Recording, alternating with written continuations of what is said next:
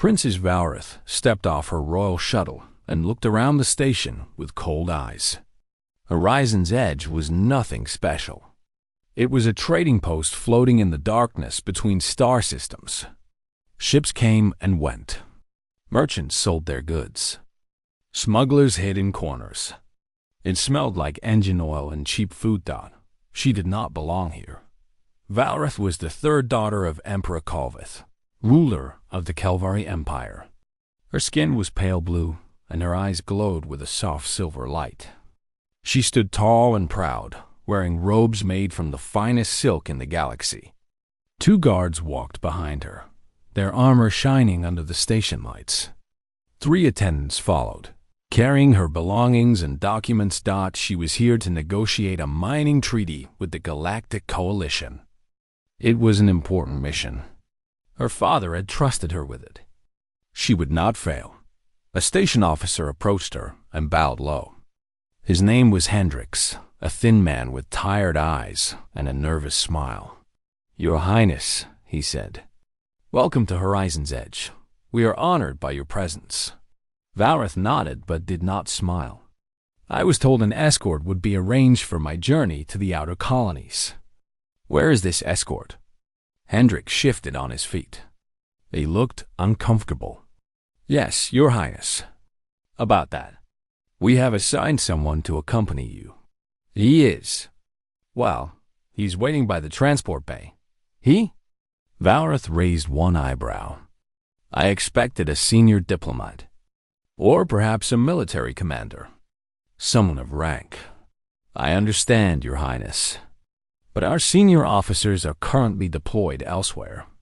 The person we have assigned is highly capable. He comes with strong recommendations." Valrith did not like this. She turned to her chief attendant, a female named Sorel, and frowned.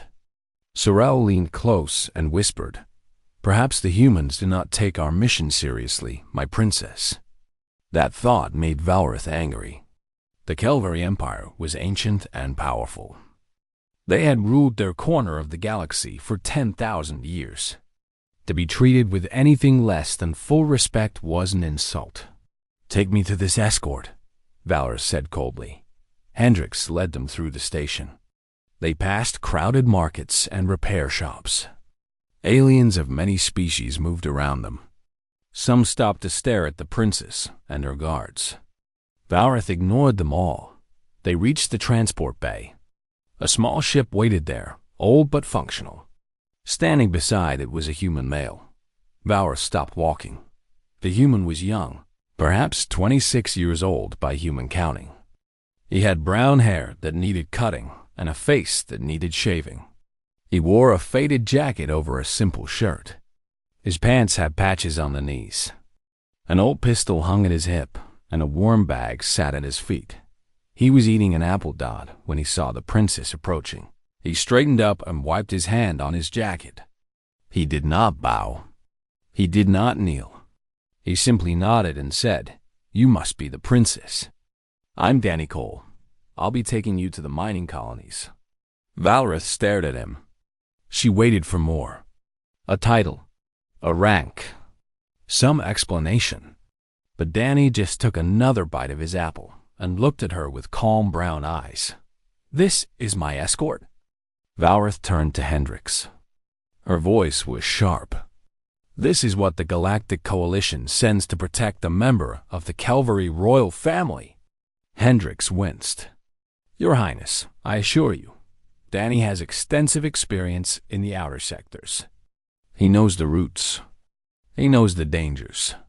He completed his combat training just last year and has already survived several difficult situations."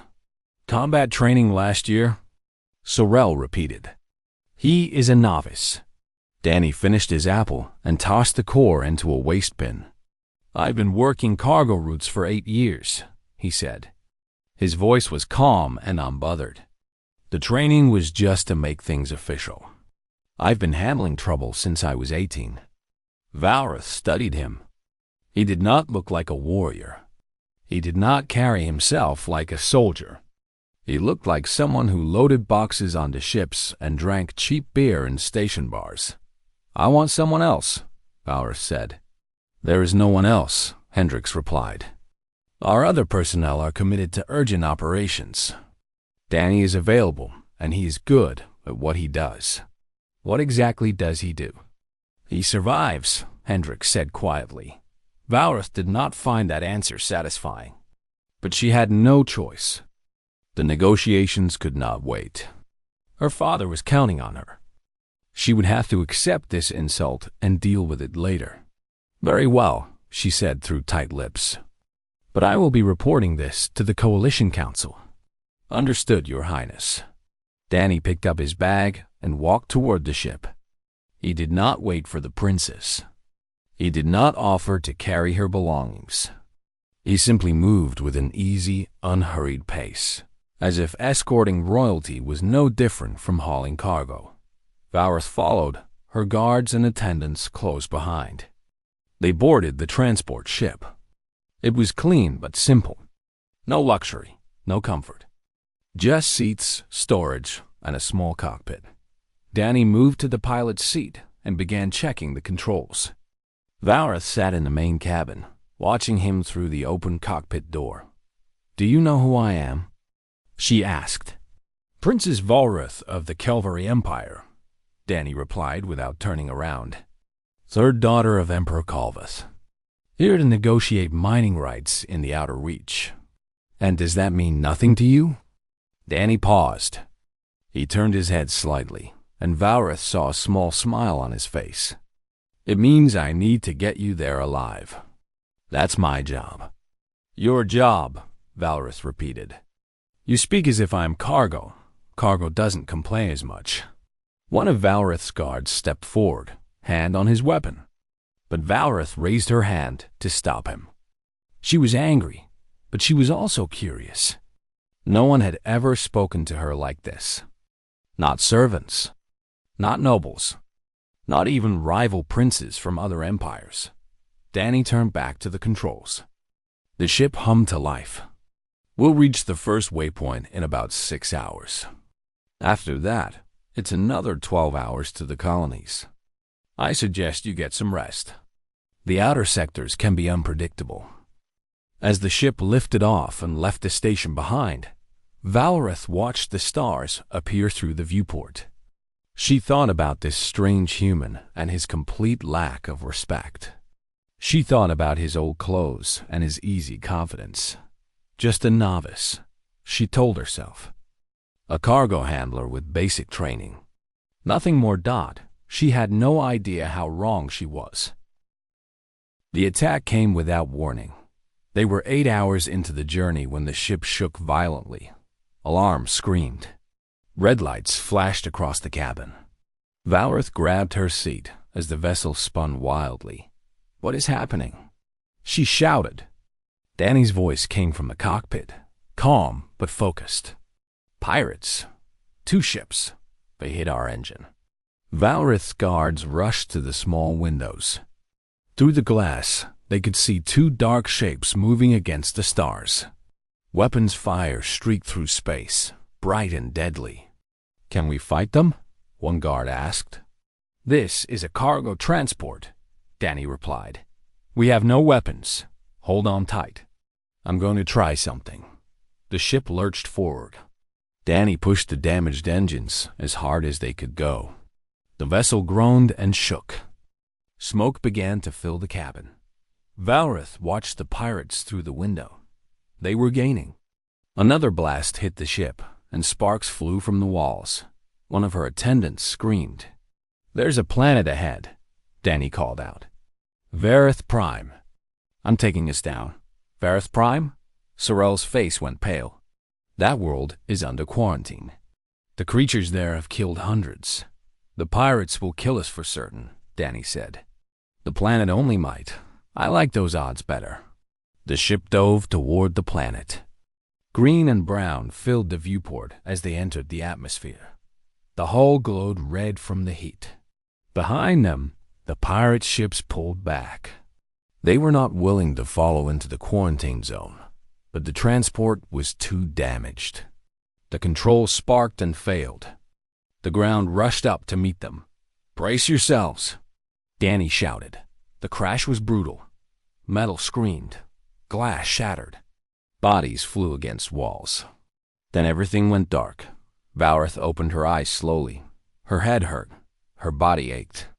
She was lying on the ceiling of the ship, which had become the floor. Emergency lights flickered weakly. She pushed herself up and looked around. The cabin was destroyed. Supplies were scattered everywhere. She could hear moaning from somewhere nearby. Sorel? She called. Guards? She found Sorel first. The attendant was alive but badly injured. Her leg was broken, and she could not stand. The other two attendants were unconscious but breathing. The guards were not so lucky. Both had been near the windows when the ship hit. Neither was moving.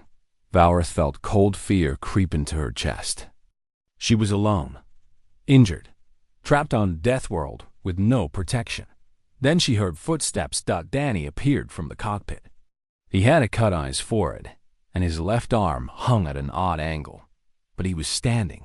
He was moving. His eyes scanned the cabin quickly, taking in everything. Princess, he said, are you hurt?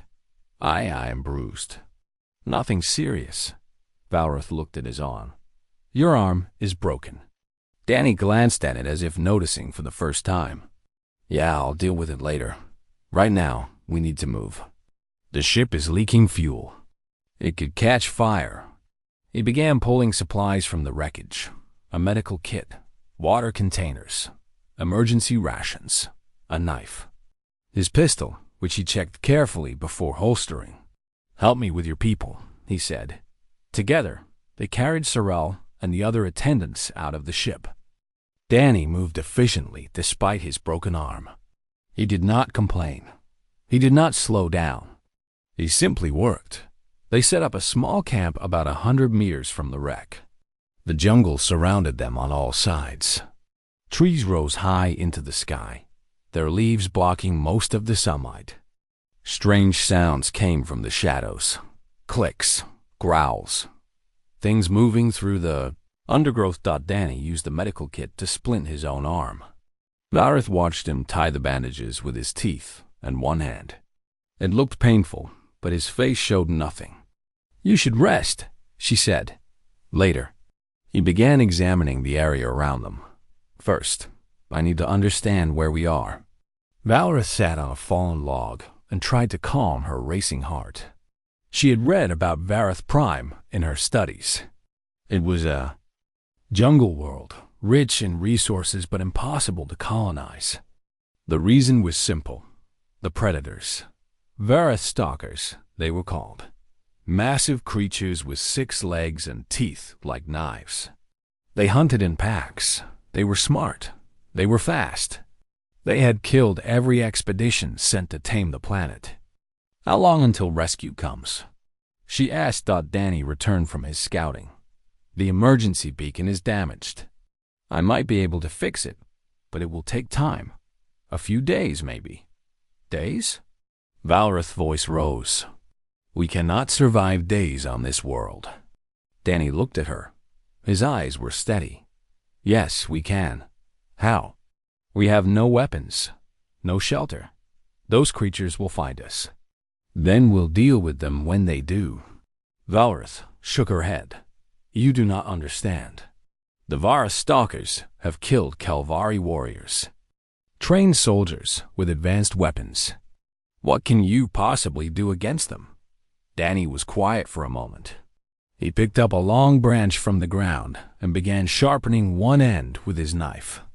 On my world, he said slowly, humans were not always at the top.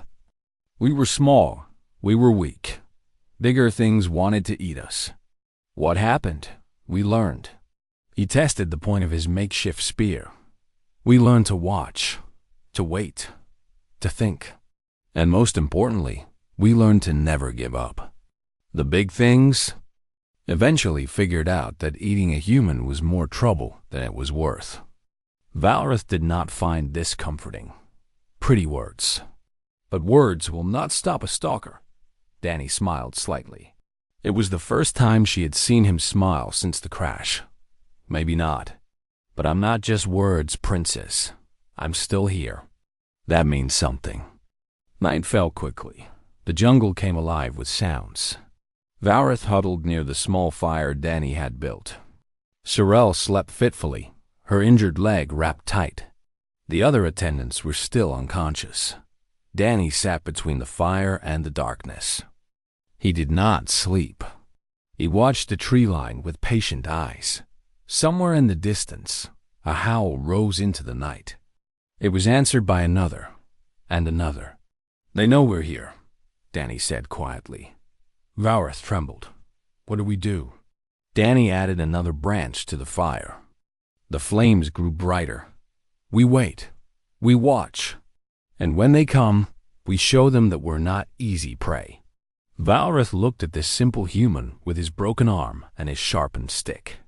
She thought he was insane. She thought they were all going to die. But somewhere deep inside, a tiny voice whispered that maybe, just maybe, there was something about Danny Cole that she did not yet understand. The first light of dawn crept through the jungle canopy. Valrath had not slept. Every sound had made her jump. Every shadow had looked like death waiting to strike. Danny had stayed awake all night. He sat by the dying fire, his eyes never leaving the tree line. His broken arm was strapped against his chest. His good hand rested on his pistol. He looked tired but alert. "They were watching us," he said as the sky grew lighter. "All night. I could feel them." Valrath shivered. Why did they not attack? Testing us. Learning our patterns. That's what smart predators do. The morning mist hung low over the ground. The jungle was quiet now, but it felt like the quiet before a storm. Even the birds had stopped singing. Sorrel woke with a groan of pain. Her leg was swollen and hot. Danny checked it carefully and gave her water and medicine from the kit. "The infection is getting worse," he said. "We need to move today. Find better shelter. Maybe higher ground." Valrath looked around at their small camp. "Can she walk?" "No, we'll have to carry her." It seemed impossible. Danny had one working arm. Valrath had never carried anything heavier than a book in her life. The other attendants were too weak to help, but Danny was already preparing. He fashioned a stretcher from branches and torn fabric. He showed Valrath how to hold her end. He did not ask if she could do it. He simply expected her to try. They had just lifted Sorrel onto the stretcher when Danny froze. His body went still. His head turned slowly toward the tree line. "Put her down," he whispered. Gently. Valrath obeyed without question. Something in Danny's voice told her that arguing would be a mistake. Then she saw them. 3 shapes emerged from the jungle mist. They were massive, each one standing 8 feet tall at the shoulder. Their bodies were covered in dark scales that seemed to absorb the light. 6 powerful legs carried them forward with terrible grace. Their heads were flat and wide, filled with rows of teeth that could crush bone like paper. Valrath's stalkers. Valrath's legs turned to water. She wanted to run. She wanted to scream, but she could not move. Fear had frozen her completely. The lead stalker stepped closer. Its eyes were yellow and cold. They fixed on Valrath with hungry intelligence. It sniffed the air, and a low growl rumbled in its throat. The other 2 spread out, circling slowly. They moved like a hunting team, cutting off escape routes. They had done this many times before. They knew exactly what they were doing. Valrath heard Sorrel whimper behind her. She heard her own heart pounding in her ears. This was the end. She was certain of it. Then Danny stepped forward.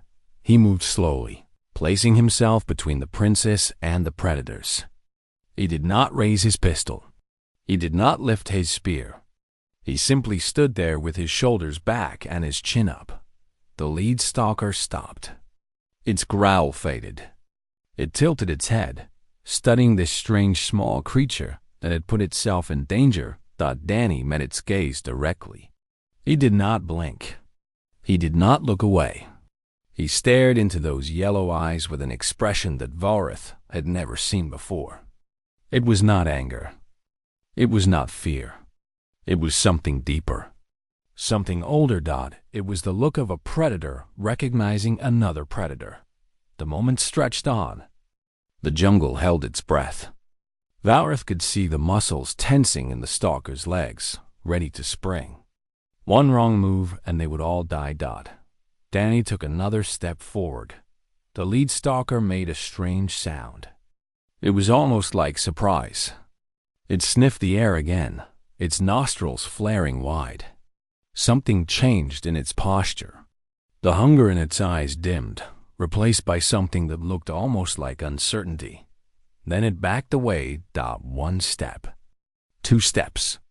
The other stalkers watched their leader, confused. When it turned and walked back into the jungle, they followed. Within seconds, all 3 had vanished into the mist. Valrith could not believe what she had just seen. Her legs gave out, and she sat down hard on the ground. Her whole body was shaking. What? She gasped. What just happened? Why did they leave? Danny turned around. He was breathing hard, and sweat ran down his face. But he was smiling slightly. They recognized me, he said. Recognize you? They have never seen you before. Not me specifically. What I am. Danny sat down across from her. His hands were trembling now that the danger had passed. Humans have been traveling the stars for a long time, Princess. We've encountered predators on hundreds of worlds. And on every world, the same thing eventually happens. What thing? They learn to fear us. Valrith shook her head. That is impossible. You are small. You are weak. You have no claws, no fangs, no armor. No, Danny agreed. But we have something else. We have stubbornness. We have patience. And we have a very long memory. He picked up his water container and took a long drink. On old Earth, our ancestors used to hunt by chasing animals until they collapsed from exhaustion. We could not run as fast as them, but we could run longer. We never stopped. Eventually, the prey would just give up. That sounds like madness. Maybe, but it worked. And it left a mark on us. Something in the way we move, the way we stand, the way we look at threats. Danny gestured toward where the stalkers had disappeared. Predators across the galaxy have learned to recognize that mark. They have learned that humans do not run. Humans do not surrender. And if you hurt a human, more will come. They will hunt you. They will find you. And they will end you. Valrith stared at him. You are saying those creatures knew all of this? Just from looking at you? Instinct is a powerful thing. Those stalkers have probably never seen a human before. But somewhere in their brains, there is a warning passed down through generations. A warning that says, this creature is not prey. This creature is dangerous. Find something else to eat. For a long moment, Valrith said nothing. She looked at Danny with new eyes. This cargo handler with his broken arm and worn clothes. This novice with basic training. He had just faced down 3 apex predators with nothing but his presence. The Coalition, she said slowly. They did not insult me by assigning you as my escort. Danny shrugged. They gave you what they thought you needed. Someone who could keep you alive. I thought you were nothing. A nobody. I am nobody, Danny said. Just an ordinary human. He stood up and offered her his good hand. Now come on. We still need to move.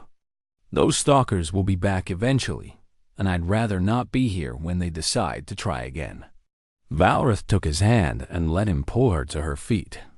Her opinion of this man had changed completely. She still did not understand everything about humans. But she understood one thing now. She was very glad that Danny Cole was on her side. They moved through the jungle for 3 days. Danny led the way, cutting a path through the thick vegetation with his knife. His broken arm made the work slow, but he never complained. He simply adjusted, using his good arm for everything, resting only when absolutely necessary. Valrath helped carry Sorrel on the stretcher. Her muscles burned. Her back ached. Blisters formed on her hands and then broke open.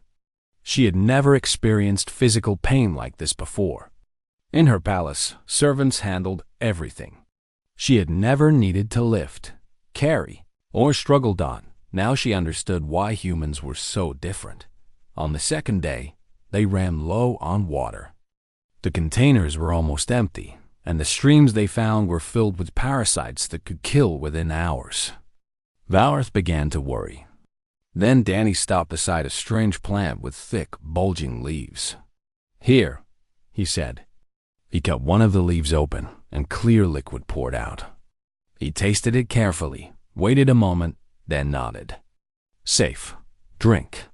Valrath drank. The water was cool and sweet. "How did you know?" she asked. "I didn't know for certain. But plants that store water like this usually make it clean. It was worth the risk." "You risk your life on a guess?"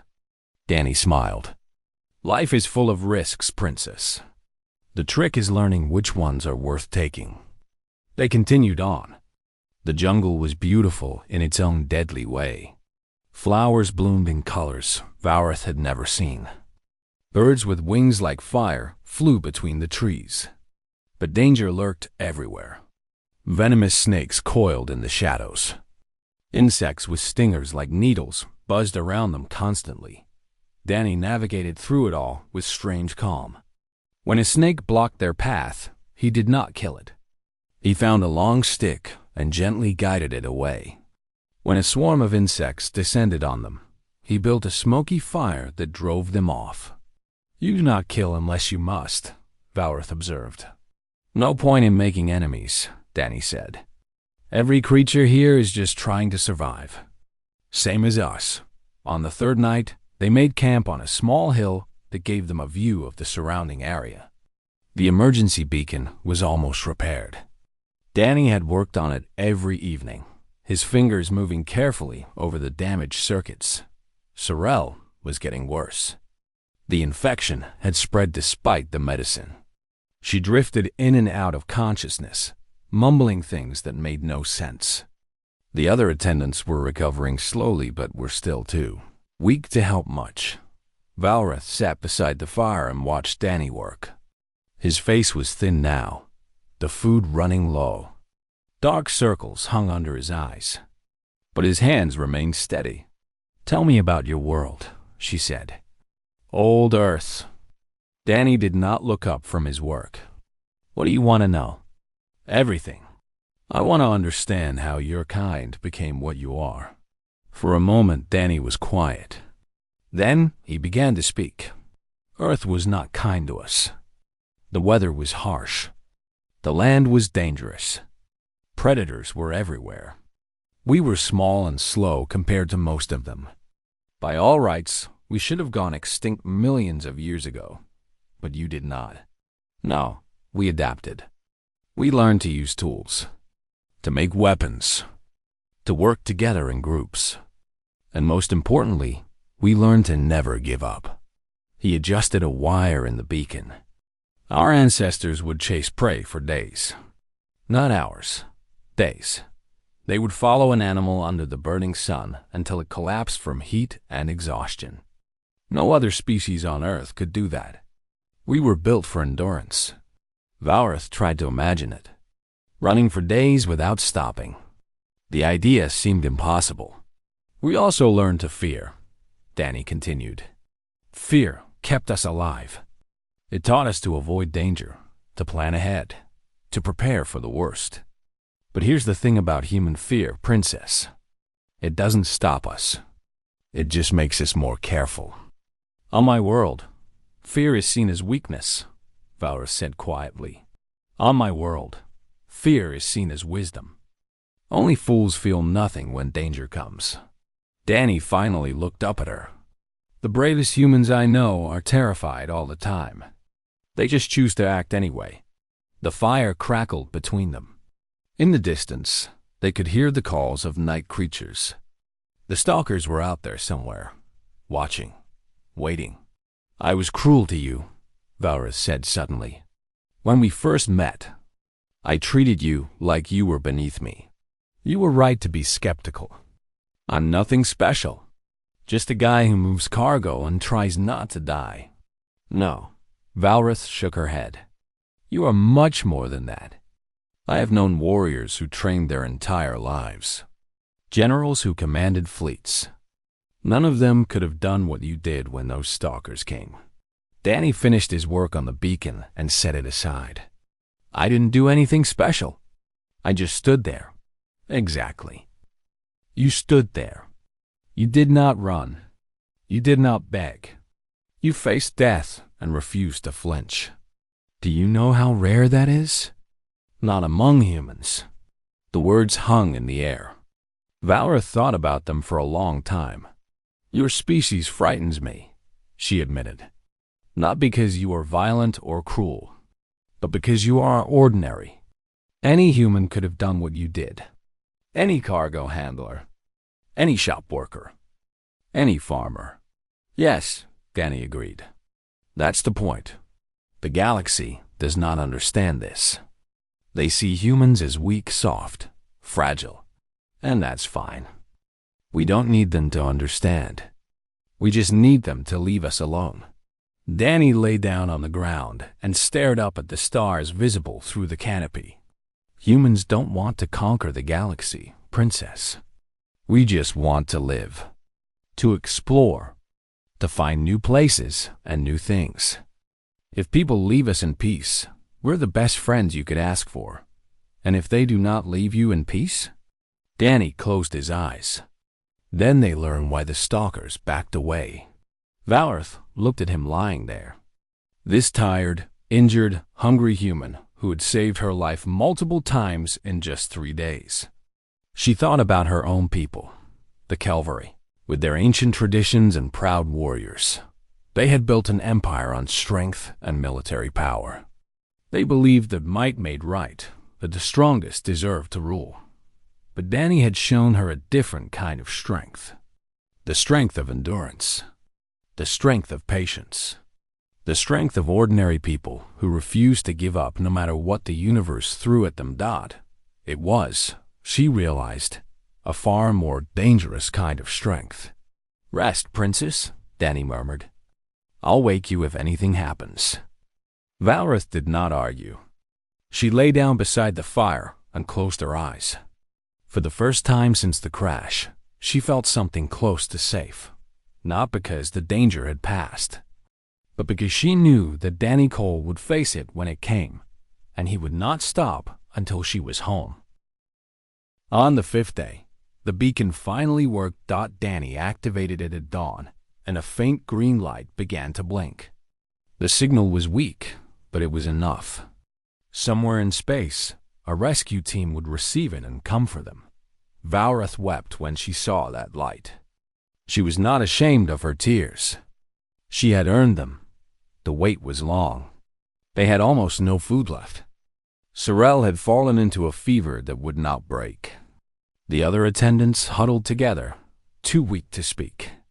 Even Danny showed signs of his limit. His broken arm had swelled, and his movements were slower than before. But he kept watch. He kept the fire burning. He kept them alive. The stalkers came back twice during those final hours. Both times, Danny faced them. Both times, they retreated. Whatever message his presence carried, the predators had received it clearly. This human was not worth the trouble. The rescue shuttle appeared in the afternoon sky like an answer to a prayer. It descended through the canopy, thrusters roaring, and landed in a clearing that Danny had prepared. The doors opened, and soldiers in coalition uniforms poured out. Behind them came medics with stretchers and equipment. A woman stepped forward. She was tall, with short gray hair and the bearing of someone who had seen many battles. Her uniform marked her as a captain. Her name, Valrith would later learn, was Laura Kim. Captain Kim surveyed the scene with quick eyes. She saw the injured attendants. She saw the princess, dirty and exhausted. She saw Danny standing at the edge of the camp, looking like he might fall over at any moment. Then she smiled and walked over to him. "Cole," she said, "I should have known you'd be involved in this mess." Danny managed a tired grin. "Just doing my job, Captain. Your job is cargo handling. Cargo, royalty.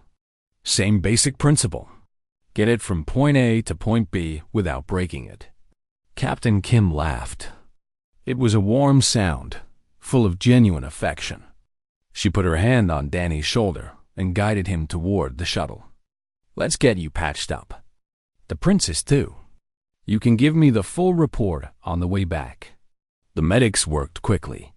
Sorrel was rushed into the shuttle's medical bay. The other attendants followed. Vareth was checked and bandaged. Her injuries were minor compared to the others, but she accepted the treatment gratefully. Danny sat in a corner of the shuttle, letting a medic examine his arm. His eyes were half closed, exhaustion finally catching up with him. Vareth approached and sat down beside him. "Thank you," she said simply. Danny opened his eyes. "For what?" "For everything. For keeping us alive. For showing me what humans really are." He was quiet for a moment. Then he shrugged with his good shoulder. "I just did what any human would do. That is exactly my point." Vareth took a breath. "When I return to my empire, I will make a report to my father.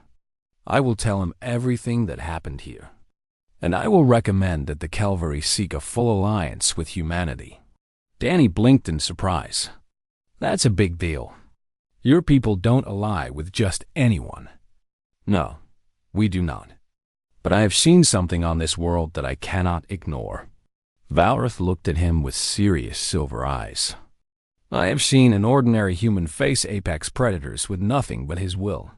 I have seen him endure pain and hunger and exhaustion without complaint. I have seen him protect strangers at the cost of his own safety. Any human would have done the same. Yes, that is what frightens me. And that is why the Calvary must become your friends rather than your enemies." Danny thought about this. Then he nodded slowly. "I think your father is a lucky man, to have a daughter who can learn like you do." The shuttle lifted off. Through the viewport, Valrith watched Vareth Prime grow smaller below them. The jungle where she had almost died. The world where everything she believed had been challenged and changed. She thought about the Stalkers, those perfect at killing machines that had ruled their planet for millions of years. They had backed away from a single human. Not because Danny had weapons or armor or magic, but because something in their ancient instincts had recognized the truth. Humans were not prey. Humans were something else entirely. Captain Kim joined them after a while. She handed Danny a cup of something warm and offered one to Vareth as well. "The princess was telling me about your little adventure," Kim said. "Sounds like you had quite a time." "It wasn't boring," Danny admitted. "The Stalkers really backed down? Just from you standing there? They're smart animals. Smart enough to know when something isn't worth the risk." Kim shook her head in wonder. "I've been in the service for 30 years. I've fought pirates, rebels, and alien warlords. But I've never seen anything make a Vareth Stalker hesitate. First time for everything." Valrith listened to them talk. She noticed how casual they were with each other, how they joked and smiled despite the danger they had survived. This was how humans were, she realized. They faced horror and death, and then they made jokes about it afterward. Thought it was terrifying and wonderful. "Danny," she said suddenly, "when we reach the station, what will you do?" He thought about it. "Probably get my arm properly fixed. Then find another cargo run. There's always work in the outer sectors." "You will just go back to moving boxes?" "That's my job." Vareth shook her head. "You saved a princess of the Kelvari Empire. You survived a death world. You made apex predators retreat in fear. And you will go back to moving boxes? Danny smiled. It was the same calm, easy smile he had worn when she first met him. That's the human way, Princess. We do incredible things and then we go back to our ordinary lives. The galaxy keeps spinning. There's always more work to do. The shuttle docked with a larger vessel. Valrith was taken to comfortable quarters, while Sorrel and the others were rushed to the medical wing. Danny disappeared somewhere into the ship, probably to sleep for a week.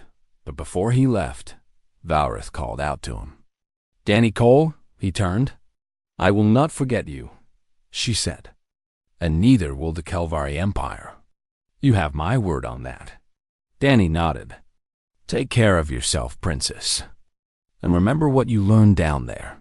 "What did I learn?" He paused at the door. "That strength comes in many forms. The galaxy is full of creatures with claws and teeth and weapons. But the most dangerous thing in the universe is something that simply refuses to give up." Then he was gone. Valrith stood alone in the corridor for a long time. She thought about her journey, about the crash in the jungle and the stalkers, about a cargo handler with a broken arm who had taught her more, about courage than all the tutors in her father's palace. She had left her homeworld believing that she understood power. She had believed that power came from armies and wealth and ancient bloodlines. Now she knew better. Power came from endurance, from will, from the simple, terrifying ability to keep going when everything in the universe told you to stop. Humans had this power. Every single one of them died, and that, Valrith realized, was why the apex predators had backed away. Not because of what Danny Cole could do, but because of what he was. Human died, and humans never stopped.